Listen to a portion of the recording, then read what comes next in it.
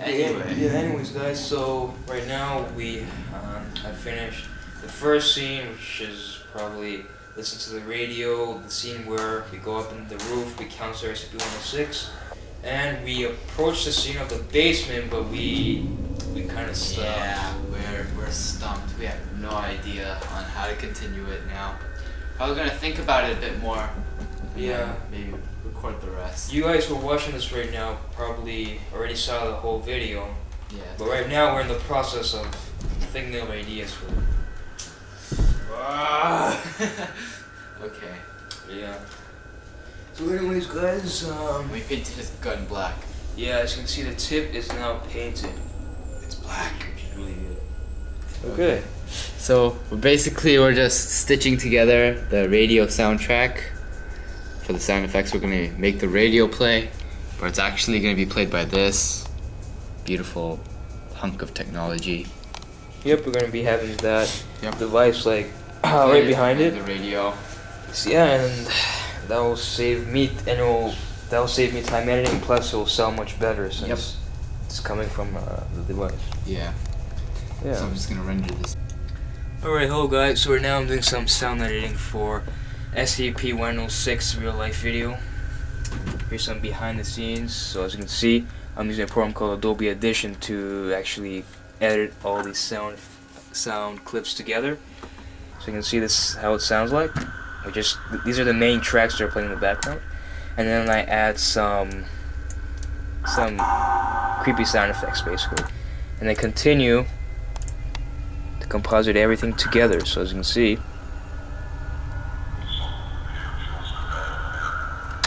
everything makes a masterpiece to the ambient sound. Alright guys, so if you want to know where I get all my sound effects for the video, as you can see, Alright, so all the sound effects are found right inside the actual game. So go ahead and download that, go to sound effects, and from there we'll see all these sound clips. What you do is extract them to your program. I'm using Adobe Audition, and as you can see, I have multi-track composited, and I have a lot of different sound effects composited together in order to achieve final ambient soundtrack. Right now I'm going to show you some behind the scenes for actual VFX compositing that went into this film. So let's go into this program here. I'm using Adobe After Effects. Here is a shot of a box simulation that I had to do. You see here is a complete 3D solve in 3ds Max. Okay, again, you could use Maya. There's 3ds Max. There's many 3D programs out there for you guys to use. And basically, what we have here is we got our camera data, and we also have our 3D points, as you can see. And basically, for this shot, what I had to do is I had to rebuild the scene so then the objects will interact with the actual boxes. While we were shooting, I took pictures of an actual box in the scene, and I applied textures to it. So what I did is I took top, side, and front views of the box, and I simply applied the textures to the box, and I also edited them a bit in Photoshop. Alright, and for actual simulation, physics simulation, everything was done with system that's shipped with 3ds Max, so you don't need any plugins. It's called Mass Effects.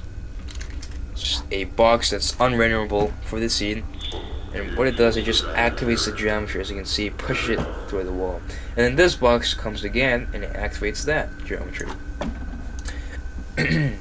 Alright guys, so if you want to know how exactly to, okay, it's a very simple user interface to use,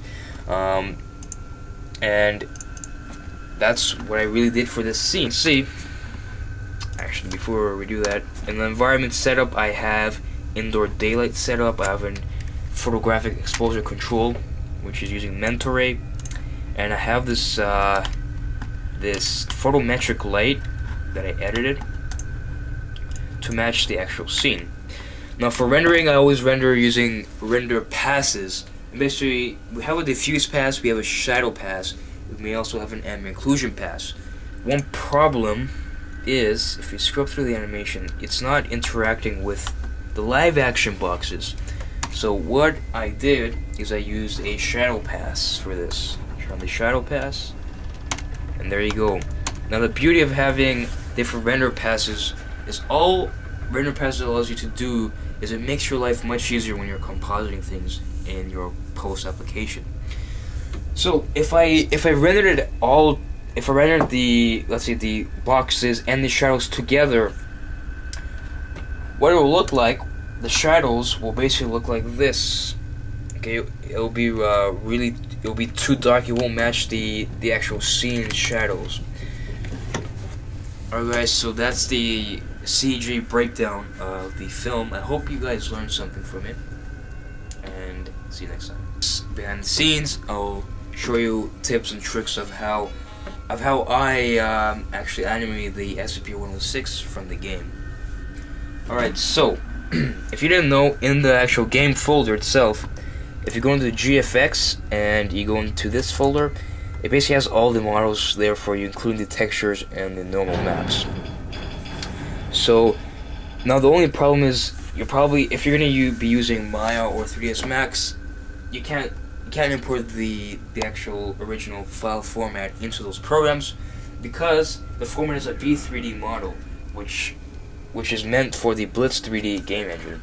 So what I did is there's a program out there. It's amazing. It's an amazing program. It's called 3D Object Converter, and this program imports many formats from the web, and I export it as a 3ds, and in 3ds Max I optimize the model. Alright, so here we are in 3ds Max, and here is the character after optimization. So as you can see, I subdivided the mesh, and it's actually rigged. Now, for you guys beginners out there, whenever you want to animate a character, you have to like rig the character and put some type of bones inside the character so you can move the limbs of the actual mesh. So in this case, if we just freeze this, so pre-selection, I use biped. So as you can see, as I move this arm, it follows the mesh. The mesh follows it, right? So now, if using 3ds Max, there's two different pathways you can choose when you're doing character animation. You can either use Character Studio, which is using a biped or bones to set up your rig, your character rig, or you can use something called CAT, and this stands for the Character Animation Toolkit. And this is more advanced. Okay, it's being updated. Character Studio is not being updated, but you can use either one. Alright guys, so with this method, you can basically, if you go in here, you can get a model of 173. As you can see, this is actually the model I used for my previous 173 video, and I use the same technique. It's optimized, ready for film use, and also I always apply all the materials to the actual mesh. Alright guys, so again, thanks for watching the behind the scenes. I hope you learned something from this behind the scenes video. If you're planning to make a project yourself, you can maybe gather some techniques from this behind the scenes video for your project. Again, if you have any comments or any questions, message me comments in this comment section below, and thanks for watching. Alright guys, so welcome to behind the scenes. Right now we're setting up the security room. We have TV number one. This is the static TV. Yep. We've got a computer with some random images from rooms. We've got another one, which is a blue screen. And the tablet seems to be off. The iPad. Get back on. There we go. Yeah, so 4 different screens. Alright guys, so thanks for watching the video, and yeah. This is the best security room ever, guys. Okay. 3, 2. So I'm falling down, right? I don't know. 3, 2, 1. Well, what? Wait, what? 1.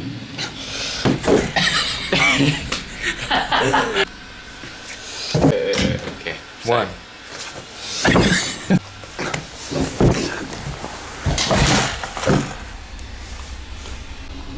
Wait.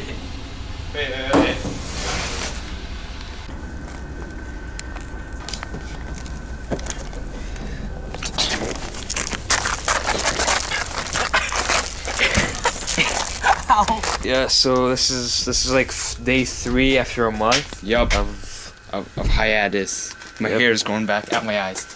Yep. Out my And eyes. we're gonna be finishing this up. Yup. Alright. It's so creepy, so dark. Oh, staff skills. Oh yeah, sorry. Commentary behind the scenes. So we cleaned up the security room. It looks like the messy room it was. Good job. Yep. We finally finished some filming today. That was okay, I guess. Honestly saying, I was hoping it to be much better, much longer. But it turned out okay. Yes. Oh, sorry. We were trying to originally use that TV, connect it to the DVD player, and play a CD instead of using my laptop for the basement scene. But the CD was being the DVD player or the CD was being retarded. So yeah, we decided to use our laptop, and that wasted like about an hour. Yeah. Other than that, it was okay. And plus, it was really cool. Please, mother, turn on the heating next time.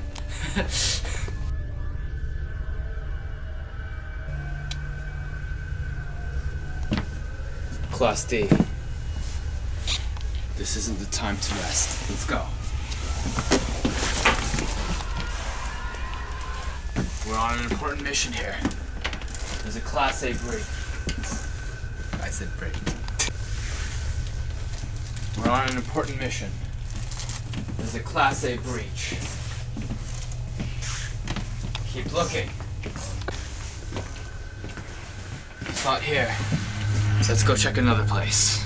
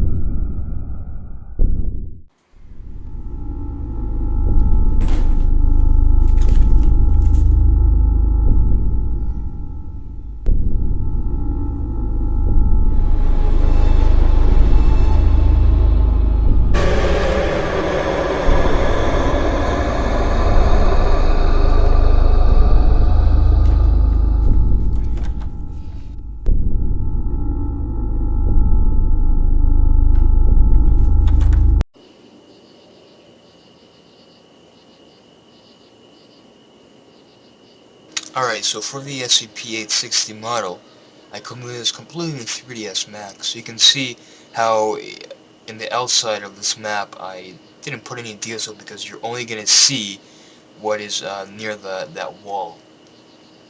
So use a quick and easy technique called vertex painting, where you would paint vertex colors to your geometry, which is the terrain. And this is how I created the path in the middle, and I separated it with the grass. So for this scene I used a plugin called Guruware for the leaves, and you can see there's this gun which I quickly modeled like in 30 minutes, a low detailed, low res gun. And really the gun is linked to the camera, so wherever the camera goes, the gun will also go. Okay guys, right now we're setting up the scene to be tracked. So yeah, that's what we have. Got a bunch of stuff here. Make sure it's going to be a perfect track. because I'm having a lot of problems tracking this, and I'm hoping that these will make it much better. So yeah, it'll work.